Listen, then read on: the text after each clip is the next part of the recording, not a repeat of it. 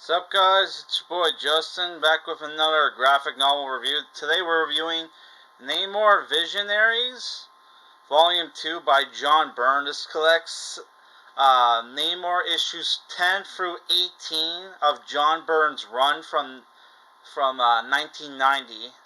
The reason why I'm reviewing Volume 2 is because, I wanted to review a Namor book since he's finally made his appearance on the MCU with the release of the Black Panther 2 movie, Wakanda Forever. And despite this character being around since the 1930s, there are hardly any graphic novels out there of him. My local comic book store only had like this and like Invader's book, but that was also volume 2. And I went to bookstores, comic book stalls, at flea markets, right? Nobody had any Namor graphic novels. So it's like, you would think that with his new appearance in the new movie, Marvel would capitalize on maybe re-releasing some of the graphic novels and trades, right? No, they only do that for the bigger names. Like Thor, when it comes to Thor and Captain America and Iron Man, they love to put out lots of books. Like when those movies come out, but like for like smaller characters that have been around for like ever, none. Effing BS.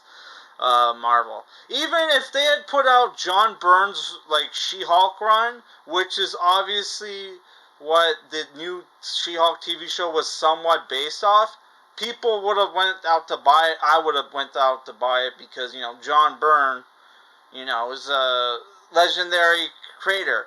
I like, if people don't know who John Byrne is, he was the artist who worked on the most famous runs of X-Men with Chris Claremont, and to this day, he writes and draws like a bootleg X-Men comic that he puts for free on his website. then Marvel has offered him money that, hey, we'll publish that. And he's like, fuck you, Marvel. So John Byrne is kind of a rebel, and we like rebels here. So yeah, this is what the first volume looked like. So yeah, this book, it's about this run of Namor. If you look here, something's missing. Is about how apparently Namor is now a good guy, and he has his own corporation called Oracle, and he's using his corporation to fight against the enemies in the environment. So this book starts off with a prologue to events during 1945, right, where you find out that this guy put Master Man and Warrior Woman into preservation, stasis at the end of the war, because he wanted to preserve them for future generations to be brought back when the Germany needed them, right? So now it's like 1990 New York, right? And the Berlin Wall went down, and East and West is united. And by the way, this is Namor Rita, who is Namor's cousin, who has the exact same power set as Namor, right? And including her ability, she can fly, which Namor currently can't fly because he lost his wings, right? He got hit with anti-mutant virus that got rid of his wings on his feet. Which I always thought the wings on his feet were dumb. Like, you're able to fly with those tiny wings. Yeah. So, like, Namor hears about East and West Berlin, the Berlin Wall going down, and East and West Germany being reunited, and he's worried that Germany is going to be up to something. So he travels to Germany. Also, you have this thing where like these two, this brother and sister from the Mars Corporation, I guess were the bad guys in the first volume and want to like take down the Submariner, right? But like his sister, who looks just like him, has a thing for Namor, right? And I really, one thing I noticed right away about this book is that, you know, unlike with other appearances of Namor, people like Namor in this book, and and he's not as much of like an asshole as he is like in other books, right?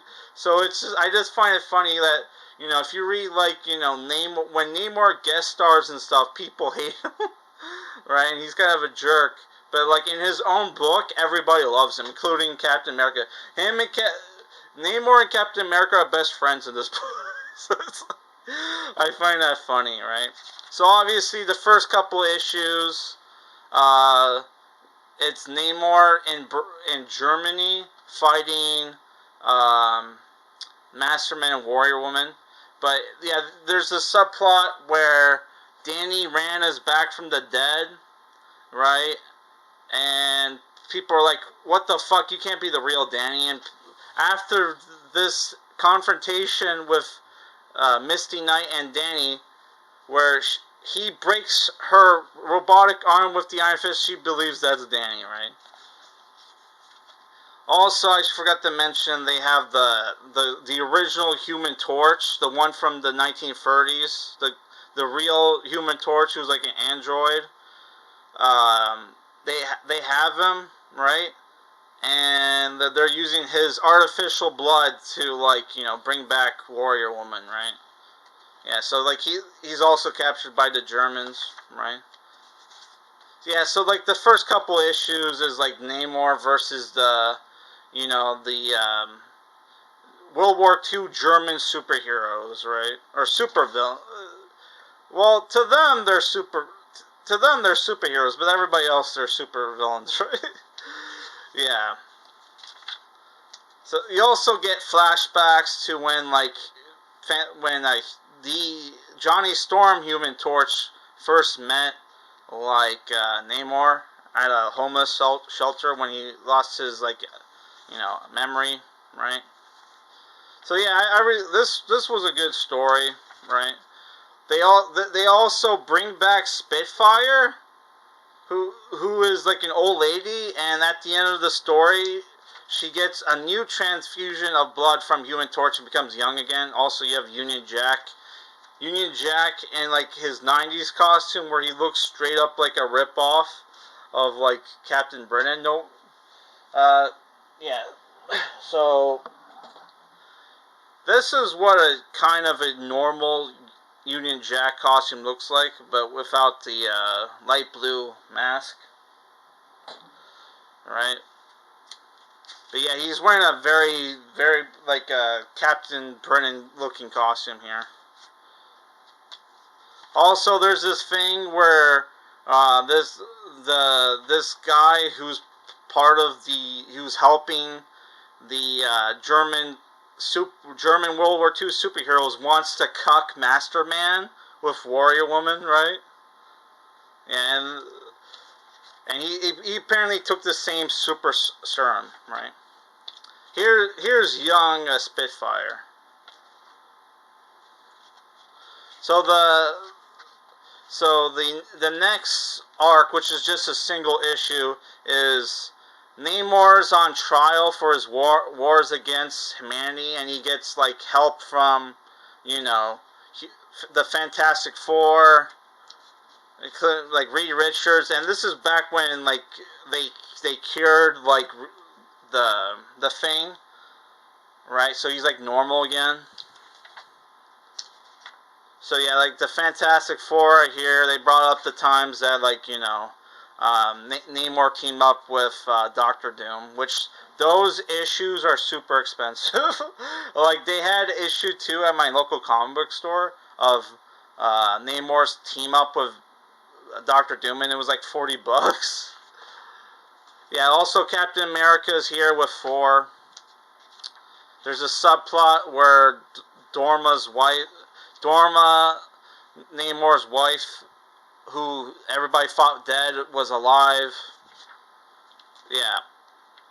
There's also a subplot where something's going on in the Antarctica, and it has something to do with Danny Rand's company. Also, this guy is here, Caleb Alexander, or whatever his name is, who's the one who realized that, oh, the reason why Namor would sometimes be a villain and sometimes be a hero is not due to the bad writing or, like, you know, people disrespecting a legacy character. It's because he has a chemical imbalance due to his racial heritage, right? Which is weird. He's like a chemical blood imbalance, right?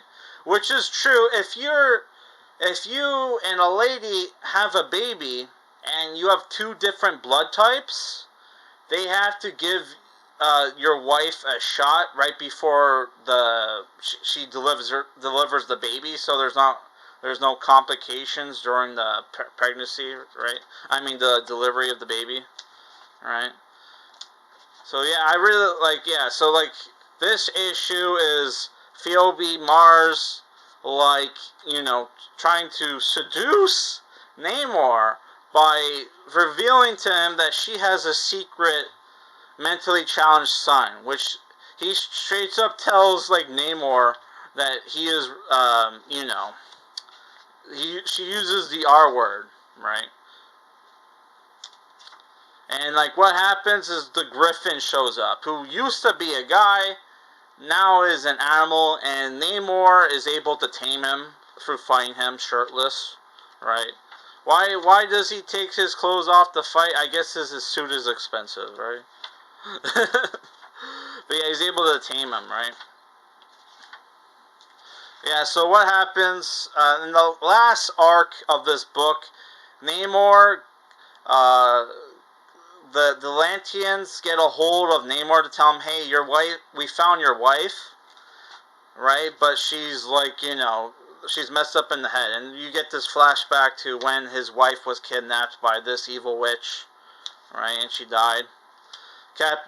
You know, he goes to Captain America for advice. Captain America is also his parole officer. He was put on for his trial for his crimes against humanity.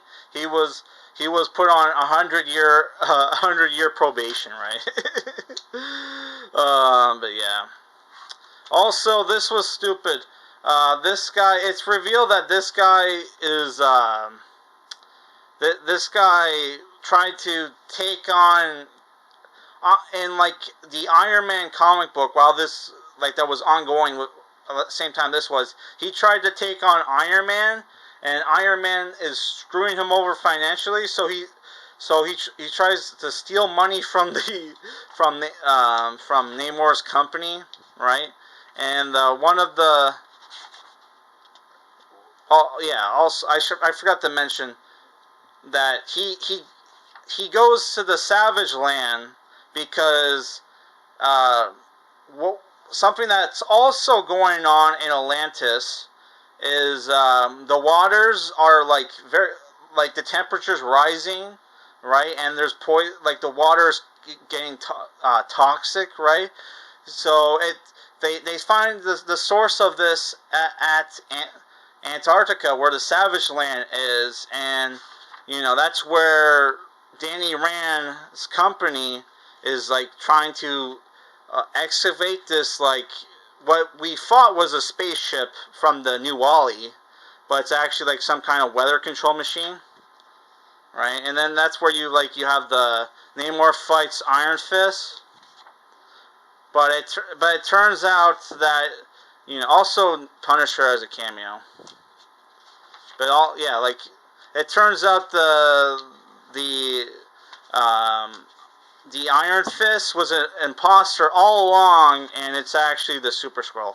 Also, there's a scene where like this guy gets caught stealing money from Namor's company, and the Caleb, I forget the guy's last name. I think it's Alexander. Uh, Confronts him. He's like the VP, and you know he he beats the crap out of him, right? And then here's the line of dialogue, right? And if you think I'm going to let an ignorant old blank the way of that, you're just plain dead wrong. And he caves in his skull, right? Or doesn't cave. I don't know if he kills him, but he kicks his ass. So obviously something was edited out here. And I think he calls him like a black fool at one point, which is like, okay, this guy's obviously racist. But yeah, it turns out the Iron Fist was the Super Skrull, which is cool because, Namor was a Fantastic Four villain, and you have, like, this guy was a Fantastic Four villain, right? But yeah, it turns out, like, Danny, this guy was able to get, the Super Skrull was able to get this guy to team up with him, which is the VP of Iron Fist's corporation, because, they're going to make him the king of a planet. He's going to marry the most beautiful woman in the Skrull Empire, right? And they were able to convince the Super Skrull's plan fails after Misty Knight and Phoebe is able to convince him, hey, that sounds dumb, and plus, how hot do you think a Skrull woman would be, right? Keep in mind, Skrulls are shapeshifters, so even if she's not hot, she could become hot, right? So they convince him to betray the Super Skrull, right? And the Super Skrull, and he gets almost killed by the Super Skrull, because he goes to destroy the machine, and the Super Skrull torches him, and then like you find out that he was going to marry this chick, right? Who's like a queen or something, right? So yeah, which he flies away after the machine's destroyed, but like holy crap. So what do I think about this book?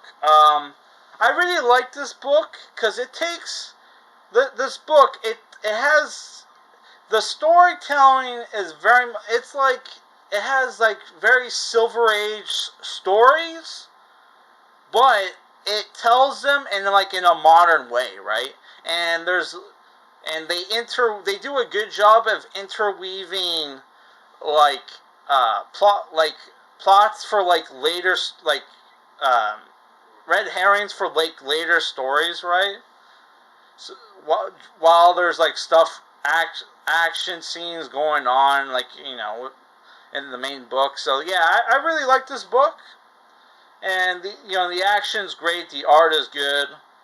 Yeah, it's like I would give this a 7.5 out of 10. Like it had consistent action in the book, and even like the trial, as boring as you think a trial was, they made sure to make it interesting by having the witnesses be like superheroes, right? And then you had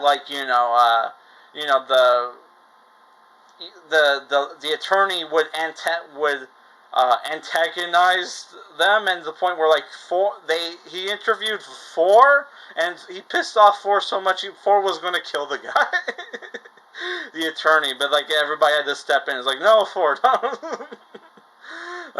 Yeah. So I don't know. I like this book, and man, they need to Marvel. You need to stop fucking shit up. Re-release Namor stuff, and put out more John Byrne stuff, because this was great. I'm definitely gonna pick up more John Byrne stuff. All right. Apparently he also did an Alpha Flight book. I'm gonna pick that up. It's at my local comic book store. Yeah, I'm giving this 7.5 out of 10. The only bad thing about the book really is the dialogue. The dialogue's not the greatest at times, but I think that had to do with like censorship or whatever. Like, because there's a point where like a character's like was going to say hell, right, but ends up saying Hades, and I'm like, what the fuck is that? You were allowed to sell. What the fuck? They were allowed to say hell in the 70s, but they're not allowed to say hell in the 90s. What the fuck was that? Overall, I like the book. 7.5 out of 10. Definitely want to pick. I'm definitely going to pick up more John Byrne stuff, and I'm definitely going to be on the hunt for more, Namor stuff. I think I'm no longer going to buy Aquaman books. Fuck Aquaman. Namor is